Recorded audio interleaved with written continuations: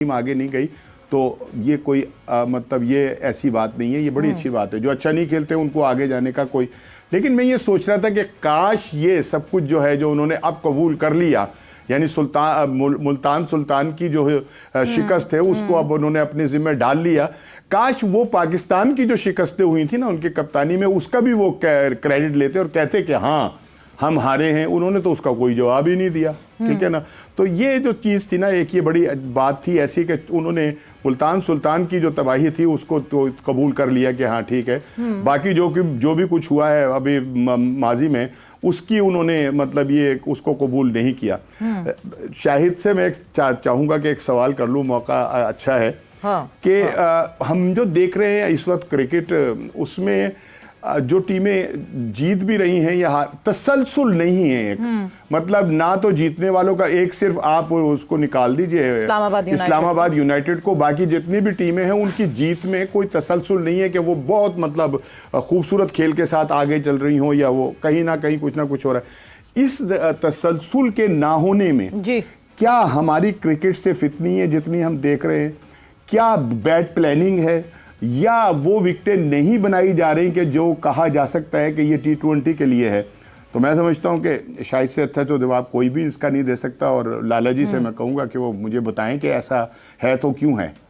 जी लाला, देखिए एक्सक्यूजेस ढूंढना चाहें तो एक्सक्यूजेस तो बहुत होते हैं, लेकिन जो कंसिस्टेंसी होती है प्लेयर्स की अगर बात की जाए तो देखिए प्लेयर्स जो है वो, एक तो मैं ऑनेस्टली बहुत ज्यादा ये लोग क्रिकेट खेलते रहते हैं, हम रोज ही चाहते हैं कि ये रोज ही परफॉर्म करें।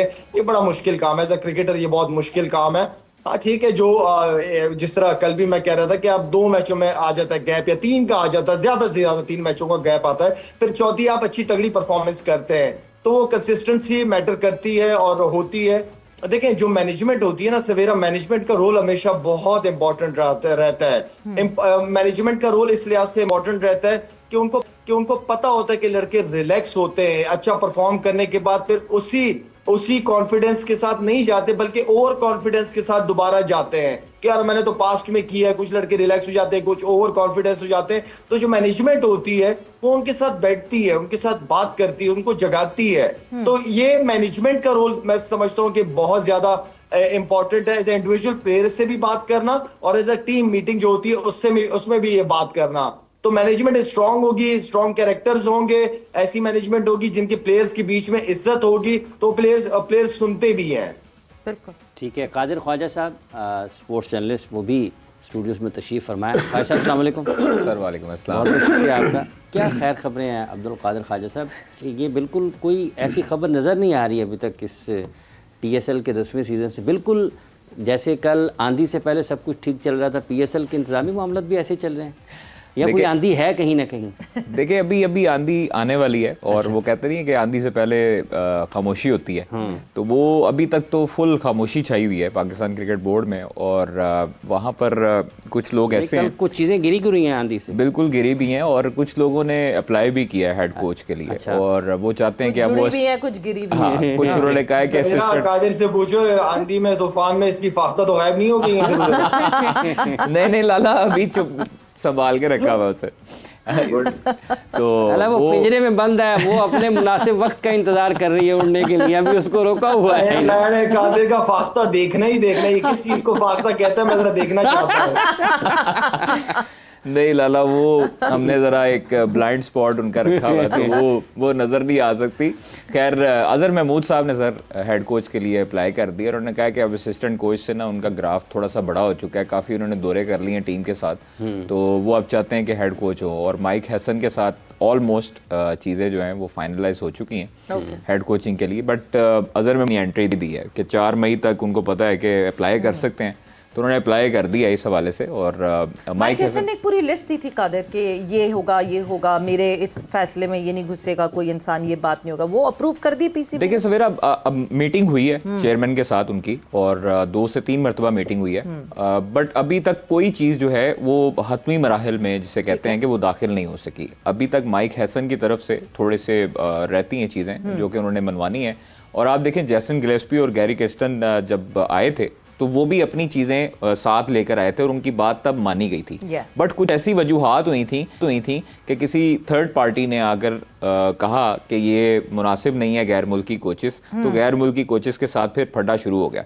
तो वो थर्ड पार्टी से मुराद बैरूनी हाथ आप कहना बैरूनी हाथ, बिल्कुल बैरूनी हाथ थे और थोड़ा सा हुआ था मामला ख़राब। बट अब जब वो हाथ बाद में बदला, अंदरूनी बन गया बाद में, अंदरूनी बन भी गया और अंदरूनी बनने जा भी रहे हैं। तो वो जो है, अब देखें ये चीज़ें, अब आपने मुल्की कोच भी देख लिए, गैर मुल्की कोच भी देख लिए, लेकिन डिसीजन ये वाला जो है वो अब मेरे समझ से बाहर है कि आपने 2 गैर मुल्की कोचेस का रवैया देखा या आपके मुताबिक उन्होंने आपके साथ जो कॉन्ट्रैक्ट था उसके मुताबिक नहीं चले। आप जैसन गिलेस्पी कहते हैं उनके बकाया जात भी अदा नहीं किए गए, तो वो भी कॉन्ट्रैक्ट उन्होंने ब्रीच किया जिसकी वजह से हुआ। आपके जो गैर मुल्की कोचेस हैं, आप ये चाहते हैं कि आपके डोमेस्टिक में भी वो देखें और डोमेस्टिक को भी आपको लड़के वो देखें और उसके साथ आपकी टीम के साथ ट्रैवलिंग भी करें और आपकी टीम के साथ ही रहें, मतलब यहाँ पर वो पाकिस्तान में रहें। Okay. जिस तरह किसी दौर में बॉब वोल्मर जिस तरह हेड कोच थे वो यहाँ पर ही रहते होते थे एनसीए में और इजीली एक्सेसिबल थे। तो वो यहाँ पर जैसन गिलेस्पी टाइप के जो लोग हैं या गैरी केस्टन हैं, वो लोग यहाँ पर ठहर नहीं सकते हैं। वो लोग कहते थे कि हम सीरीज टू सीरीज मूव करेंगे और उनको फिर डोमेस्टिक का और लड़कों का फिर सिलेक्शन कमेटी में भी वो मदाखलत चाहते थे। तो ये जो माइक हैसन है ये थोड़ा से धीमे मजाज के भी हैं और पाकिस्तान क्रिकेट बोर्ड ऐसा ही हेड कोच चाहता है जो थोड़ा सा यस सर भी हो और जो उनकी बात भी थोड़ी सी मान ले। और जो कॉन्ट्रैक्ट हैं, जो इंटरनेशनल डिपार्टमेंट है वो भी मुतहरिक है इस हवाले से। इस हवाले से चेयरमैन खुद भी कह रहे हैं कि ये हेड कोच जो है वो बेहतर है कि उसने इस्लामाबाद यूनाइटेड को जिस तरह जेल कर रखा था। लेकिन थोड़ी सी अफसोसनाक चीज़ ये है कि जो हेड कोच हैं माइक हैसन, वो ये चाहते हैं कि टीम की मैनेजमेंट जो है वो थोड़ी सी चेंज हो, जस्ट लाइक मैनेजर जो हैं। अब वो मैं आपको वाकया ये बताता हूँ कि न्यूजीलैंड अभी दौरा करने गई थी पाकिस्तान टीम, तो शादाब खान, सलमान अली आगा चूँकि माइक हैसन के साथ उनकी अंडर कोचिंग खेलते हैं इस्लामाबाद यूनाइटेड से, तो वो न्यूजीलैंड जब गए हैं तो माइक हैसन ने इनको खाने पर मदऊ किया था और घर में बुलाया था। तो वो सलमान अली आगा और शादाब खान को जो हमें हमारे ज़राए बताते हैं कि वो उनको इजाज़त नहीं दी गई थी माइक हैसन के घर जाने की। अच्छा। उन्होंने कहा जी कर्फ्यू टाइम 7 बजे का या 8 बजे का, इसके बाद आप नहीं जा सकते। माइक हैसन ने फिर ये शिकवा किया था, मतलब पीसीबी के लोगों से और बाकी लोगों से शिकवा किया था कि यार भाई ये इंटरनेशनल टीम है, तो मैं अगर उनको बुलाना चाह रहा हूँ, घर दावत दे रहा हूँ, मेरा उनके साथ पर्सनल ताल्लुकात है, तो आप ये कर्फ्यू टाइम वाला, जिस तरह याद होगा आपको ऑस्ट्रेलिया में भी कर्फ्यू टाइम था और चैंपियंस ट्रॉफी में भी मैनेजर साहब ने काफी लोगों को जुर्माने किए थे। फहीम अशरफ को सिर्फ पास से गुजरने पर 5 लाख रुपया जुर्माना हुआ था। तो अबरार का जुर्माना जो था वो 20 लाख तकरीबन पहुंच चुका था और वो उसको माफ कर दिया गया था, हम लोग जो सीरीज जीते थे।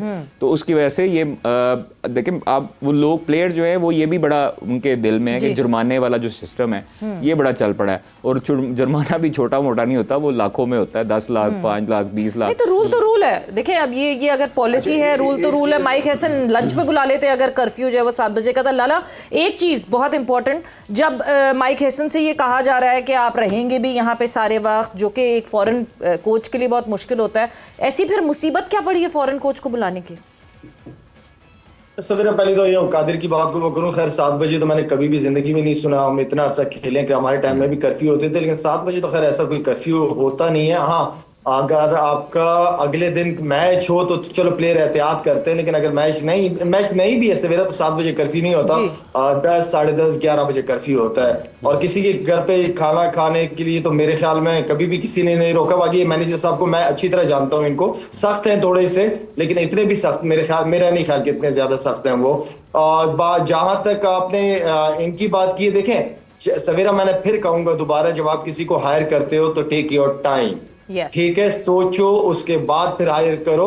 और सवेरा अगर कॉन्ट्रैक्ट पे बहुत डिपेंड करता है कि कॉन्ट्रैक्ट ऐसा ना हो कि जो अभी कादिर बता रहा था कि गिलेस्पी और क्रिस्टन वाला था कि ये रहेंगे नहीं यहाँ पे पाकिस्तान में। बिल्कुल कादिर ठीक कह रहे हैं कि ऐसा कॉन्ट्रैक्ट होना ही नहीं चाहिए कि आप यहाँ रहो नहीं, डोमेस्टिक क्रिकेट यहाँ हो रही है और आपने डोमेस्टिक क्रिकेट भी देखनी है और आप बाहर से बैठ के टूर सिर्फ खेलोगे, तो ऐसा खैर होता नहीं और ना होना चाहिए। हमें चाहिए वो लोग जो टीम के साथ अगर आपका सीजन चल रहा है तो डोमेस्टिक पे फॉलो करें, ताकि जी। वहां से कौन सा ऐसा टैलेंट, कौन से ऐसे प्लेयर हैं जिनको सामने लेके आया जाए पाकिस्तान के लिए। और पाकिस्तान कैंप्स वगैरह अगर होते हैं, 15-20 दिन के कैंप्स होते हैं, तो वो कैंप का हिस्सा होंगे यहाँ पे। तो ये कोऑर्डिनेशन कोचेस की और प्लेयर्स की बहुत ज्यादा इंपॉर्टेंट होगी। तो मेरे ख्याल में जो भी करे कॉन्ट्रैक्ट देख के करे, कोई मसला नहीं, कोचेस की कोई कमी नहीं है, लेकिन बिल्कुल सख्त नहीं करना, और बिल्कुल बल्कि कोच की तरफ से भी कहूंगा कि बिल्कुल यस सर वाली कोचिंग नहीं लेनी बट इन्होंने। टाइम लेने वाली बात, टाइम है ही नहीं ना। बांग्लादेश की सीरीज जो है वो foreign, it's right at the corner,